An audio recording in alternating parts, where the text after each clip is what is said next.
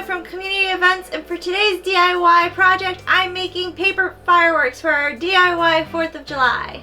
For today's project, you're going to need blue, red, and white construction paper, tape, scissors, and skewers. So for your first step, you're going to do this for each piece of paper. You're going to fold it in half,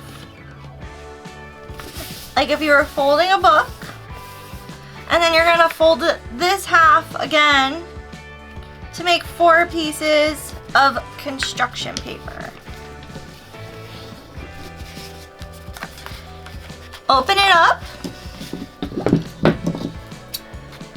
and cut 4 strips along the edges. Do you want me? So next you're going to take your long strips of paper and you're going to fold them in half.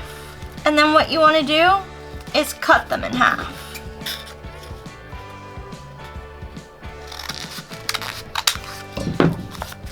So you want to cut fringes down the sides, give a space at the end about the width of your thumb.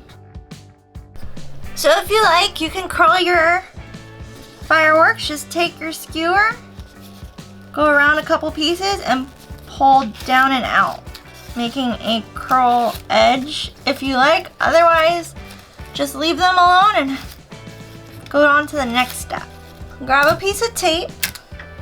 You're going to take your skewer and the edge that isn't cut, and you're going to tape your skewer on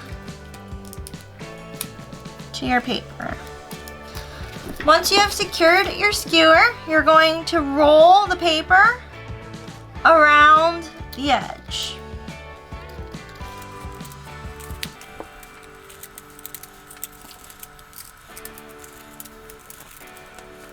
And secure your firework. Thank you for joining me today in creating our paper fireworks. You can use these at home for your at-home DIY 4th of July.